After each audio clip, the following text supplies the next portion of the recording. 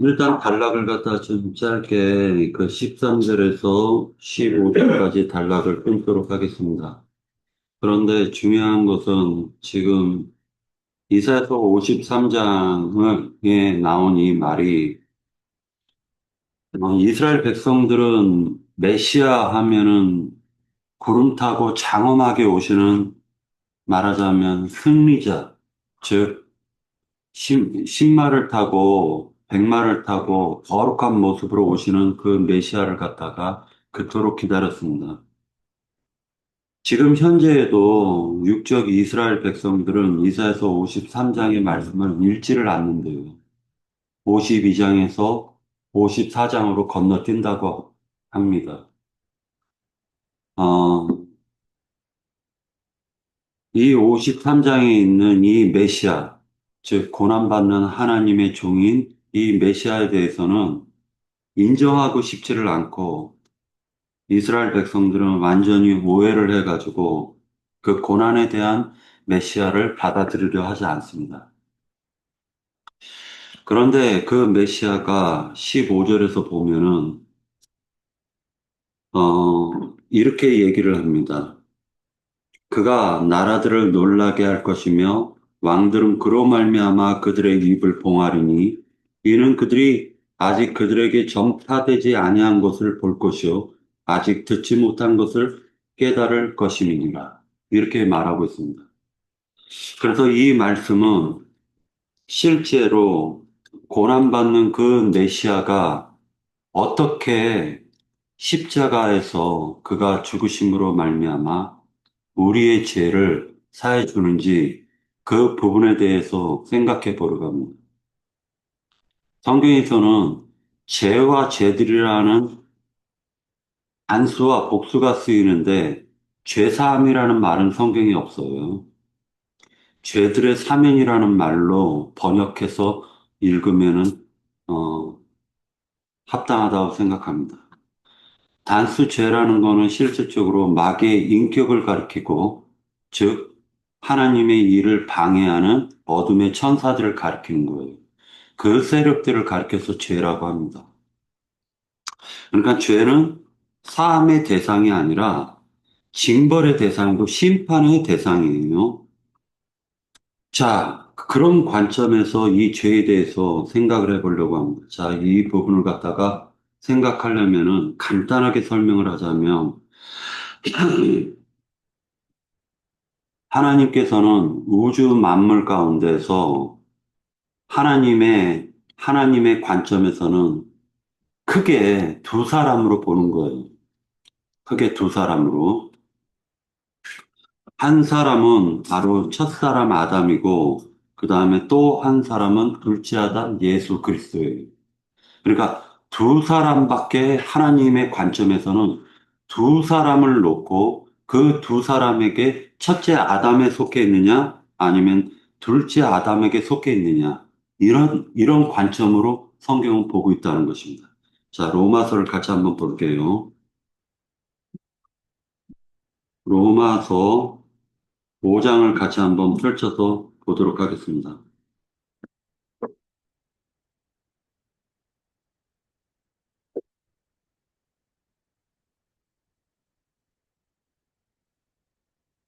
다 펼쳐서 보셨죠?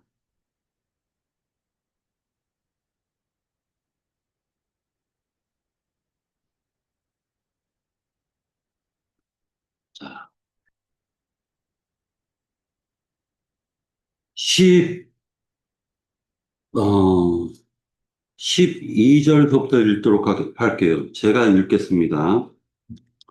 그러므로 한 사람으로 말미암아 죄가 세상에 들어오고라고 되어져 있는데 그 한 사람이 누구를 가리키냐면은 바로 첫째 아담을 얘기하고 있습니다.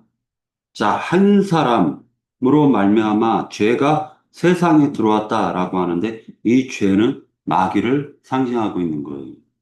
즉, 다시 얘기해서 단수예요. 마귀가 세상에 들어오게 되었다라는 걸 얘기하고 있습니다. 죄로 말미암아, 즉 마귀로 말미암아 사망이 같이 덩달아서 따라서 들어온 거예요. 사망이 들어왔나니 이와 같이 모든 사람이 죄를 지었으므로 사망이 모든 사람에게 이르렀느니라 라고 되어져 있습니다. 자, 이제 이 부분을 갖다가 생각해 보려고 하는데 이 한 사람을 갖다가 어떻게 생각해야 되는가 이 부분을 갖다 한번 생각해 보려고 하고요. 예수님이 십자가에서 대속함과 그 대속하심이 나와는 어떤 관계성이 있는가 이 부분도 오늘 생각해 봐야 될 부분이라고 보여집니다. 자, 세상의 많은 목사들이 예수님께서 십자가에서 나의 죄를 짊어지시고 대신하여 죽으셨다라는 거 모르는 기독교인이 있나요? 예, 제가 질문을 할 거예요. 모르는 기독교인 있나요? 정광훈 목사는 이걸 모를까요? 여호와 증인들은 모를까요? 통일교회, 통일교 교주, 그리고 통일교 신자들은 이 복음을 모를까요? 신천지 이만희 무리들은 이 복음을 모를까요? 십자가에서 내 죄를 짊어지고 예수님께서 십자가에서 나를 대신해서 죽으셨다라는 이 사실을 갖다 모를까요? 다 알고 있어요. 근데 하나님의 이름을 먹칠하고 다닙니다. 이유가 뭘까요? 그들의 십자가와 우리의 십자가가 무엇이 다른지를 생각해야 돼요. 뭐냐면은 그들의 십자가에서는 예수님이 나를 대신해서 죽은 것만 인정하는 거예요. 예수님이 십자가에서 죽으셨을 때 그때 나의 옛사람까지도 함께 십자가에 죽었다는 사실을 인정하지 않는 거예요. 그런데 로마서는 뭐라고 얘기하고 있냐면 한 사람 때문에 죄가 들어오고 한 사람 때문에 사망이 들어왔다라는 거예요. 자, 한 사람 때문에 죄가 들어오고 사망이 들어왔다면 둘째 사람, 그 또 한 사람을 예비하신 그 한 사람으로 말미암아 우리가 생명 가운데로 옮겨질 수 있다는 것도 믿어야 되는 것이죠. 그렇겠죠? 예. 믿음이라는 것은 확고한 것입니다. 확고한 것. 자, 13절을 보도록 할게요. 죄가 율법 있기 전에도 세상에 있었으나 율법이 없을 때에는 죄를 죄로 여기지 아니하였느니라. 자, 에덴 동산에 뱀이 있었죠. 뱀은 실제로 기어다니는 뱀을 갖다가 아니면 저 산에 올라갈 때 그 능선에서 기어다니는 그 뱀을 얘기하는 게 아니라는 걸 우리는 알고 있습니다. 뱀이 에덴 동산에 몰래 들어와서 하와를 꼬셨죠. 그렇죠. 그런 것처럼 율법이 있기 전에도 여전히 악한 영들은 역사하고 있었다라는 것이에요. 그런데 14절에 보면 그러나 아담으로부터 모세까지 아담의 범죄라고 나오죠. 아담의 범죄. 로마서 5장 14절에 보면 14. 아담의 범죄와 같은 죄를 짓지 아니한 자들까지도 사망이 왕노릇 하였다라고 얘기합니다. 이 왕노릇이라는 게 통치한다, 다스린다라는 거. 즉, 마귀가 나의 생명을 통치하고 다스렸다라는 거예요. 옛사람 안에서. 그래서 저는 이 한 로마서 이 말씀을 갖다가 한 사람을 갖다가 어떻게 바라봐야 되는가를 생각해 보았습니다.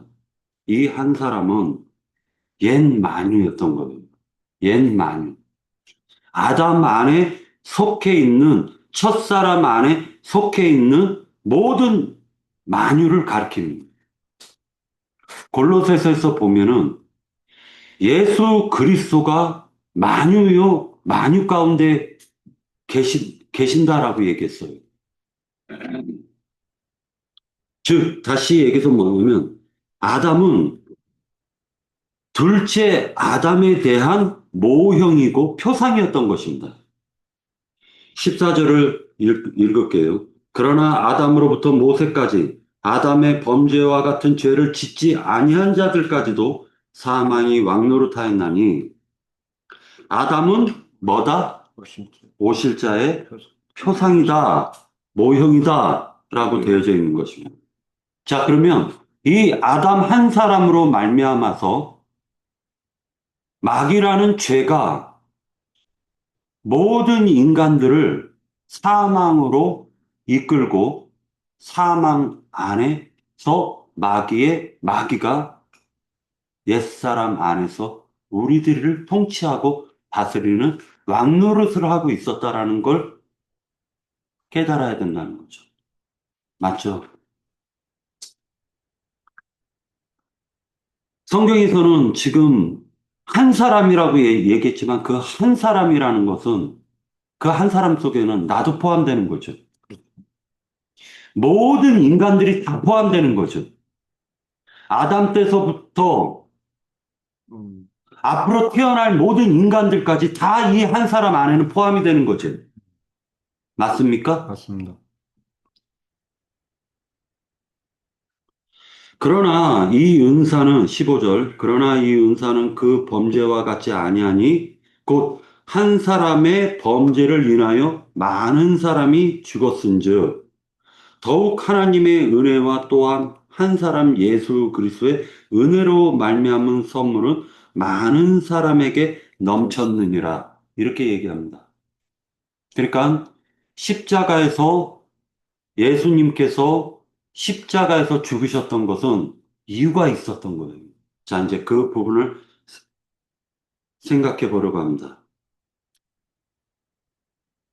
이 한 사람은 로마서 6장, 로마서 6장 5절을 같이 한번 볼게요. 3절서부터 읽도록 하겠습니다. 무릇 그리스도 예수와 합하여 세례를 받은 우리는 그의 죽으심과 합하여 세례를 받은 줄을 알지 못하느냐. 이 말은 무슨 말이죠? 믿음은 어디서부터 출발하는 거죠? 예수님과 함께 합하여서 세례받는 것부터 시작하는 거죠. 그러니까 지금 예수님께서 십자가에서 죽으셨다라는 것은 그것은 예수님만 죽은 것이 아니라 바로 나도 따라서 죽었다라는 거예요. 그것을 인정하는 것입니다. 맞죠? 4절. 그러므로 우리가 그의 죽으심과 합하여 세례를 받음으로 그와 함께 장사되었나니 라고 되어져 있으니까 예수님만 돌무덤에 장사된 게 아니죠. 그렇죠. 우리도 우리의 생명이 예수님과 함께 장사되었던 거죠. 그런데 많은 세상 기독교계는 예수님의 죽으심만 강조할 뿐이지 장사됨을 강조하지 않죠. 그렇죠. 이유가 무엇일까요? 죽고 싶지 않으니까. 죽고 싶지 않은 거예요. 출애굽 사건 때 어린 양, 보혈의 어린 양이 나를 대신해서 그 죽은 사건을 유월절 사건이라고 해요. 그러면 유월절은 예수님과 합하여서 함께 죽은 사건을 하고 있는 거죠. 그런데 유월절을 먹고 난 이스라엘 백성들이 어디로 나오냐면 광야로 나옵니다. 맞죠? 광야로 나오는 거예요. 그러면 이 광야는 무덤에서 장사를 보내는 기간으로 지금 얘기해 주고 있는 거예요. 그 다음에 세 번째로는 요단강을 건너요. 그리고 요단강을 건넌 그 사람이 적과 꿀이 흐르는 가나안 땅으로 들어가는 것이에요. 자, 이것은 유월절, 무교절, 초실절로 얘기해 주고 있는 것입니다. 자, 5절을 같이 한번 볼게요. 자, 4절에서 장사되었나니 이는 아버지의 영광으로 말미암아 그리스도를 죽은 자 가운데서 살리심과 같이 우리로 또한 새 생명 가운데서 행하게 하려 함이니라. 만일 우리가 그의 죽으심과 같이 같은 모양으로 연합한 자가 되었으면 또한 그의 부활과 같은 모양으로 연합한 자도 되리라. 그러니까 예수님이 십자가에서 죽고 장사되고 부활됐다라는 것은 알고 보면 이것은 나에게 적용이 되는 거죠. 예수님에게만 적용되는 게 아니라 나에게도 지금 적용이 되는 거죠. 그러면 지금 우리는 부활 생명으로 살아가고 있다라는 것을 인정해야 된다는 거예요. 생명이 바뀌어졌다라는 거예요. 6절, 우리가 알거니와 우리의 옛사람이 예수와 함께 십자가에 못 박힌 것은 죄의 몸이 죽어 다시는 우리가 죄에게 종노릇 하지 아니하려 함이니 이는 죽은 자가 죄에서 벗어나 의롭다 하심을 얻었음이니라 라고 되어져 있는데 의롭다 하심을 얻었다라고 성경은 기록하고 있는데요. 의롭다, 의로 여기시는 그 의 안으로 침투해서 들어간다라는 뜻이에요. 이게 침투해서 들어간다. 의 안으로 들어간다라는 의미가 있는 거예요. 자, 로마서 6장 12절을 같이 한번 보도록 하겠습니다. 12절. 그러므로 너희는 죄가 너희 죽을 몸을 지배하지 못하게 하여 몸의 사욕이라는 말이 나옵니다. 몸의 사욕에 순종하지 말고 라는 말이 나오죠. 자, 부활 생명으로 살아가는 자들에게 하는 말이에요. 여기서 몸의 사욕이라는 이 말이 소마라는 말이 쓰여지질 않았어요. 여기선 특별한 용어가 쓰여져 있습니다. 이 몸의 사욕이라는 말은 그의 사욕이에요. 그라는 정관사가 붙어요. 또는 그것이라는 것이 붙어요. 그리고 이것은 자신이라는 뜻도 포함이 됩니다. 자신. 자, 그러니까 몸의 사욕이라는 건 문맥의 흐름을 따라서 보면은요, 죄가 너희 죽을 몸을 지배하지 못하게 하여 라고 하니까 그라는 것은 알고 보면 죄에게 적용이 되는 것이에요. 그것이라는 것은 죄에게 적용이 됐다는 거예요. 죄가 자신을 이용해 가지고 사욕을 취하지 못하게 하라는 거예요. 그러니까 이것은 다시 얘기해서 옛사람, 십자가를 지기 전의 사람의 상태를 얘기하고 있는 것입니다. 너희가 부활 생명을 가졌는데 왜 옛사람인 그 죄에게 사로잡힌 자신의 사욕을 따르려고 하느냐라는 거예요. 이해가 돼요, 이거? 이해가 됩니까? 자, 이제 여기까지 하고요. 십자가가 어떻게 나에게 적용이 되는지 예전에 제가 들었었던 그 방법을 갖다가 좀 설명하려고 합니다. 어, 이사야서 잠깐만 같이 한번 들어가서 볼게요. 53장, 53장.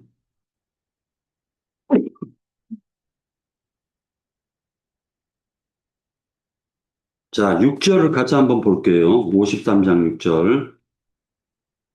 우리는 다 양 같아서 그릇 행하여 각기 제 길로 갔거늘 여호와께서는 우리 모두의 죄악이라고 되어 있는데 단수입니다, 요거. 단수예요. 그러니까 우리 모두의 죄악이라고 되어 있는데 단수 죄예요. 그러니까 우리를 지배하는 마귀의 인격을 누구에게 담당시키셨다? 누구에게 담당시키셨다? 멸시받고 천대받는 메시아에게 담당시키셨다라는 거예요. 자,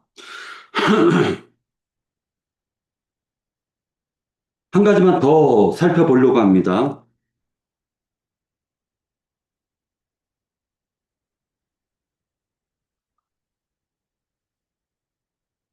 자, 만약에 죄라는 인격이 눈에 만약에 보인다면 마귀가 이게 마귀라고 치자고요.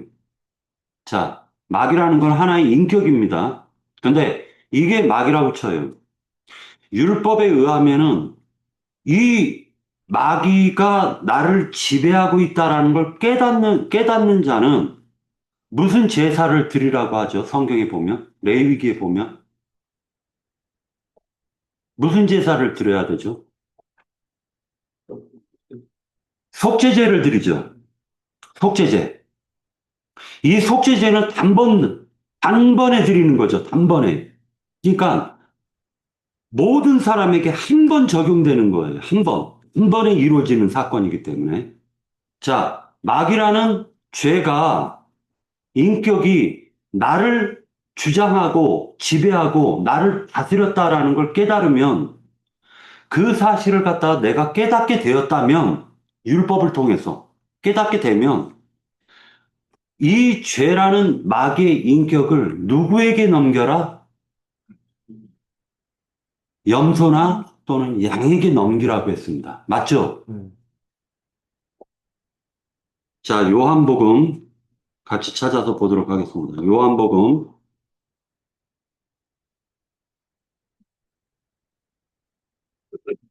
요한복음 같이 한번 보도록 할게요.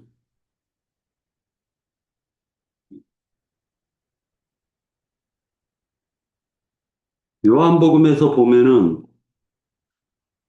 1장 36절, 35절서부터 35절서부터 자, 또 이튿날 요한이 자기 제자 중 두 사람과 함께 섰다가 예수께서 거니심을 보고 말하되 보라 하나님의 어린 양이로다. 자, 이 말씀을 갖다가 한 사건이 그 전의 사건은 어떤 사건이 있었죠? 그 전의 사건은 예수님이 요한에게 침례를 받아요. 예수님이 요한에게 침례를 받습니다. 그 침례 사건이 이루어지고 난 이후에 그 이튿날, 그 이튿날, 보라, 세상 죄를 지고 가는 하나님의 어린 양이로다 라는 말이 나오는 것입니다. 이해가 되죠? 그러면 이때 예수님이 세상 죄를 짊어지셨기 때문에 40일 동안, 40일 동안 광야에서 시험을 받으시는 거예요. 그리고 예수님이 십자가에 달려서 죽으셨다라고 할 때 모세는 어떤 사건으로 비유를 했냐면은 날아다니는 불뱀에게 물린 자는 무엇을 바라봐라? 노뱀을 바라보라고 얘기했습니다. 자, 그러면 이제 우리가 정확하게 한번 보려고 하는데요. 구원파 논리예요, 이거는. 구원파 논리. 근데 이 구원파 논리를 한번 잘 생각해 보시라는 거예요. 죄라는 것이 있는데 이 죄라는 것을 이게 마귀의 인격이 됐건 뭐가 됐건 간에 내가 갖고 있었는데 이것이 나를 지배하고 있었는데 이것을 양에게 넘겼다면 그 양이 죄를 뒤집어 쓰고 담당하고 있는 것이지 나는 죄를 짊어졌냐 이걸 구원파가 가르치는 거예요. 구원파는 그걸 가르치는 겁니다. 그러면서 당신 죄 있어 없어 이렇게 얘기를 해요. 이해돼요? 그런데 놀라운 것은 성경에서 얘기하는 건 뭐냐면 한 사람 아담 때문에 죄가 세상 가운데로 들어왔고 사망이 세상 가운데 들어왔다면 또 한 사람을 하나님이 예비하셨는데 그 한 사람으로 말미암아 죄에서 해방받을 것이라는 것을 성경은 암시 주는 거예요. 그래서 두 사람은 두 많은 거예요. 두 사람을 성경에서 사도 바울이 뭐라 얘기했냐면 그 첫사람에게 속한 사람을 옛사람이라고 했고 예수님과 함께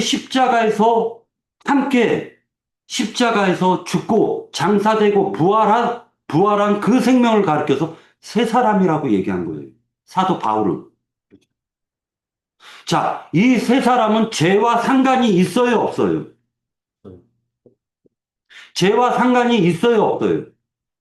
없죠. 없죠. 그래서 요한 1서에서 죄와 상관이 없다라고 얘기하는 거예요. 이게 교만해서 하는 말이 아니라 마귀 인격과 상관이 없는 세 사람을 안에, 즉 그리스도와 배필인 교회 안에 있기 때문에 막 죄와 상관없는 자가 됐다라는 거예요. 내가 살아 있을 때나 마귀에게 사로잡히는 겁니다.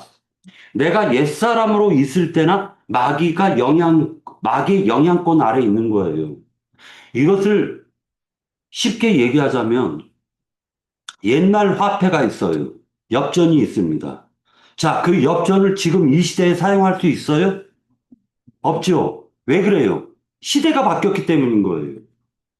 시대가 바뀌었기 때문이에요. 자, 옛날에 갖고 있었던 것이 있는데, 화폐가 있는데, 한국은행에서 법을 새롭게 바꿔가지고, 이제서부터, 오늘서부터 새로운 화폐를 만들어서 통용하겠습니다. 라고 하면, 옛 화폐는 다 휴지 조각이 되는 거죠. 그렇죠. 그러니까, 마귀가 나를 지배하고 다스렸다라는 것은 그 옛 화폐를 내가 믿고 있을 때나 나를 지배하고 다스리는 거지. 내가 그리스도와 함께, 예수 그리스도와 함께 십자가에서 함께 죽고 장사되고 부활했다면, 그것을 믿는다면, 옛 화폐랑 나랑은 상관이 없어지는 거예요. 맞나요? 맞습니다.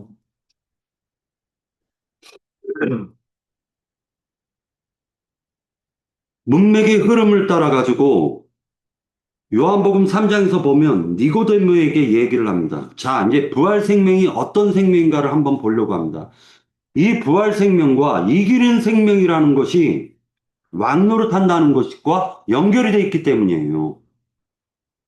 부활 생명과 왕노릇하는 생명이 연결이 되어 있기 때문입니다.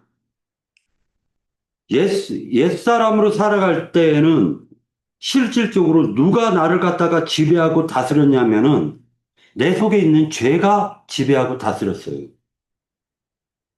그런데 세 사람의 관점은 어떻게 되느냐? 바로 3장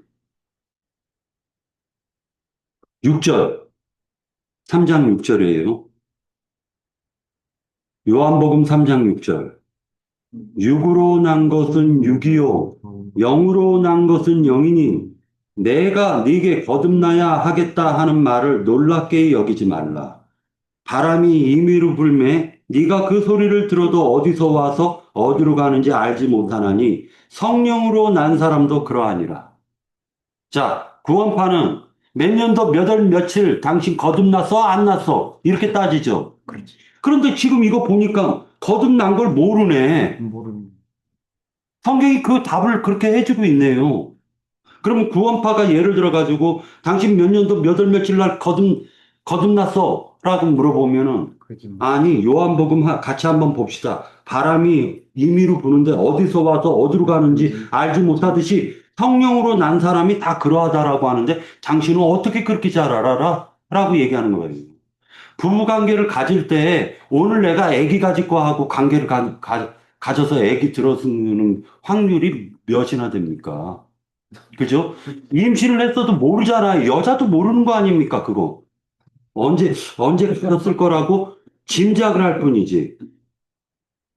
13절, 요한복음 3장 13절. 하늘에서 내려온 자, 곧 인자 외에는 하늘에 올라간 자가 없느니라. 라고 얘기할 때, 여기에서 13절에서 보면, 하늘에 있는 인자 외에는, 즉, 너는 땅에서 옛사람에게 속했으니까 땅에 있거니와, 거듭난, 즉, 위로부터 난 예수 그리스도께서는 처음서부터 하늘에서 있었고, 지금도 하늘에 있고, 앞으로도 하늘에 있는 거예요. 맞죠? 그러니까 죽고 장사되고 부활된 새 생명은 이미 하늘에 앉혀진 것부터 시작이 되는 거죠. 예. 이사에서 다시 돌아와 가지고 보도록 하겠습니다.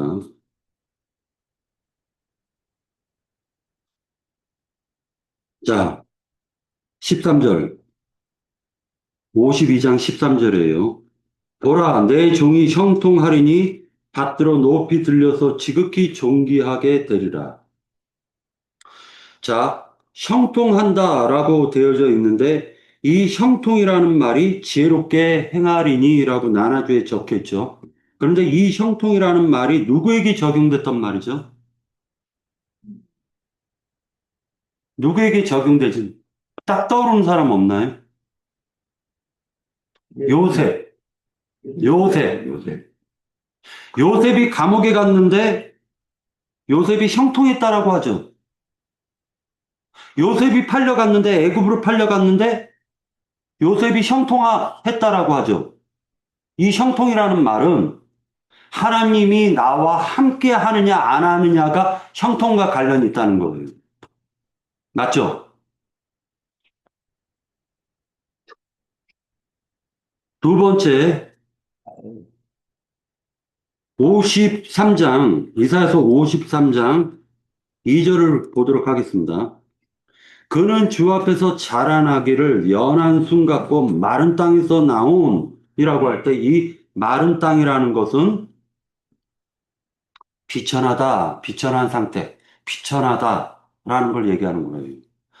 마른 땅에서 나온 뿌리 같아서 고운 모양도 없고 풍채도 없은즉 우리가 보기에 흠모할 만한 아름다운 것이 없도다. 그가 우리를 대신하시기 위해서 죄가 없으신 분이 죄 있는 모양으로 오신 거예요. 맞죠? 자, 3절. 그는 멸시를 받아라고 얘기하는데 이 멸시라는 말은 거절했다, 배척했다라는 거예요. 인자 예수님이 내가 너희를 구원하기 위해서 왔노라라고 얘기했더니 무슨 니까짓 게 나를 구원하냐 하고 배척했다라는 거예요. 이해가 되세요? 그러니까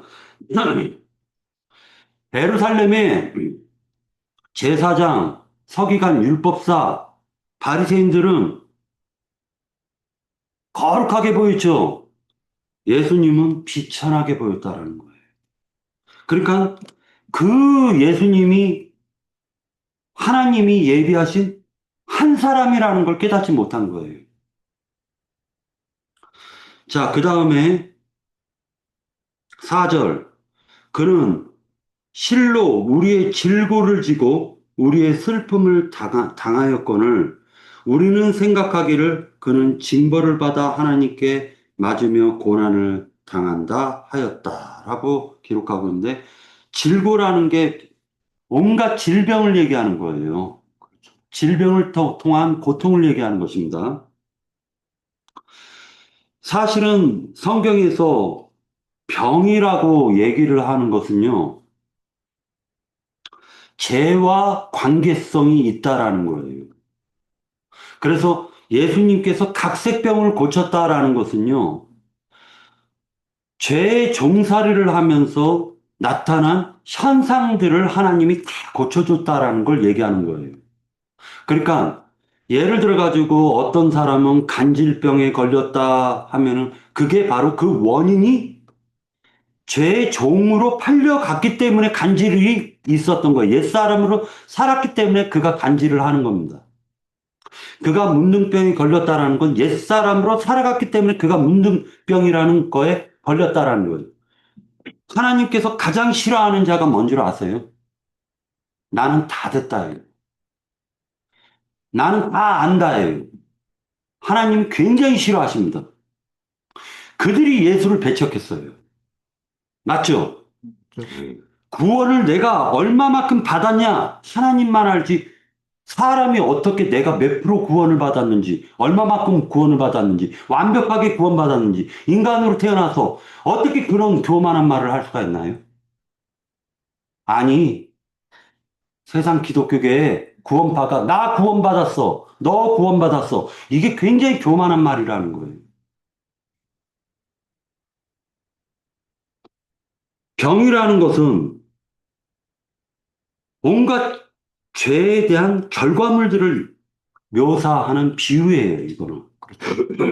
그래서 질고를 안다라는 것은 병을 하나님께서 각색병을 고쳤다라는 것으로 사복음서에서 얘기해 주고 있는 것입니다.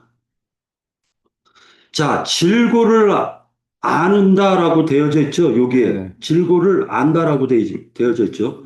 그런데 그 질고를 안다라고 되어져 있는 게 4절에서 보면 그는 실로 우리의 질고를 지고라고 또 얘기했어요. 자, 그러니까 앞에서는 질고를 알고가 되죠. 네. 근데 4절에서는 질고를 지고가 되죠.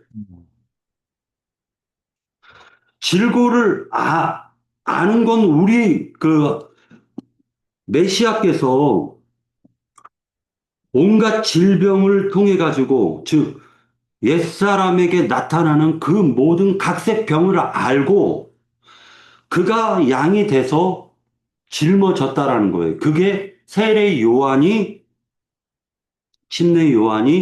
영안의 눈이 열려 가지고 하는 말이 뭐라 얘기를 하냐면 보라 세상 죄를 짊어지고 가는 하나님의 어린 양이로다라고 얘기하는 거예요. 그 세상에는 나의 옛사람이 다 포함되는 거죠. 옛마누가 다 포함되는 거죠. 의로우신 분이 우리를 대신해서 그가 우리를 위하여 죄가 되셨다라는 겁니다. 죄가. 5절 메시아의 고난이 나오죠. 그가 찔림은 우리의 허물 때문이요라고 얘기를 합니다. 이유가 뭐냐면은 5절에서 53장에서 증거하고 있지는 않지만은 로마서에서는요. 죄는 대가를 요구해요. 뭐를 요구하냐면요. 영원한 사망을 요구하는 거예요. 죄가 요구하는 거는요. 너는 죽어를 요구하는 거예요. 그래서 죄가 들어왔고 죄 뒤에 사망이 따라 들어왔다라는 거예요.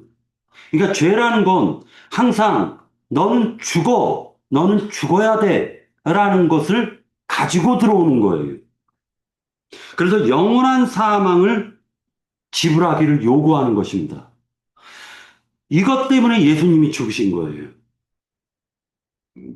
영원한 사망에서 우리를 해방시켜주기 위해서 예수님께서 하시는 말씀이 구원파는 예수님이 또는 기독교계는 예수님이 십자가에서 죽으셨네, 그걸 찬송하고 노래하지만은 성경에서 얘기하는 것은 예수님이 나랑 같이 함께 십자가에서 함께 죽자를 얘기하는 거예요. 함께 죽고, 함께 장사되고, 함께 부활하자. 이걸 얘기하는 것입니다. 기독교계와 우리와의 차이가, 그 차이가 있는 거예요. 그래서 기독교계는 장사를 얘기 안 하는 거예요.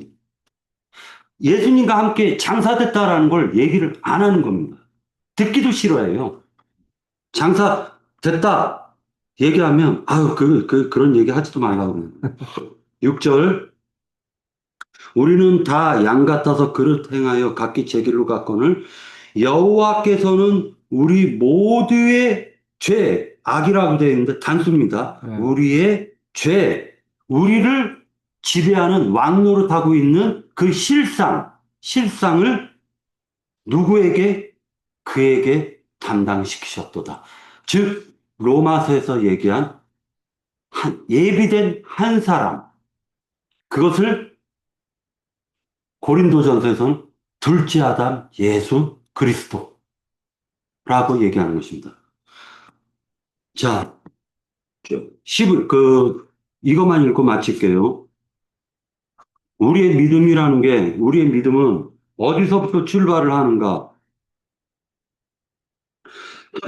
에베소서, 에베소서 2장 1절서부터 읽도록 할게요.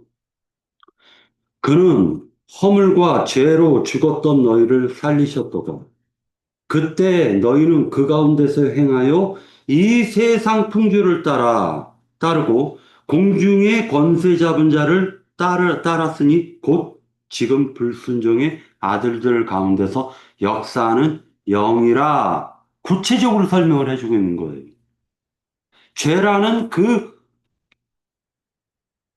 요구하는 대가가 넌 꼭 죽어야 돼 라는 것을 갖다가 요구하는 그 죄, 영원한 사망을 요구하는 그 죄라는 것은 실제로는 불순종의 아들들 가운데서 역사하는 영이었고 공중권세 잡은 자였던 거예요.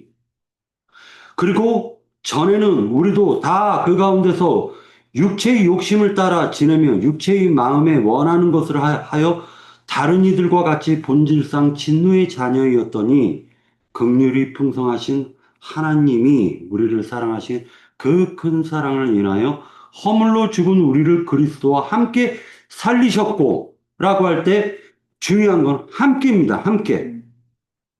너희는 은혜로 구원을 받은 것이라. 또 함께 일으키사 그리스도 예수 안에서 함께 하늘에 앉혔다라고 얘기하는 거예요. 그러니까 신앙생활이라는 건 하늘에 앉혀진 상태에서부터의 신앙생활이 시작이에요. 맞죠? 죽고 장사되는 것은 옛사람을 처리하는 과정이고 실제로 부활된 생명으로 하늘에서 앉혀진 상태에서 신앙생활을 시작하는 게 성경이 지금 얘기하고 있는 핵심이라는 거예요. 네. 1부는 이것으로 마치도록 하겠습니다.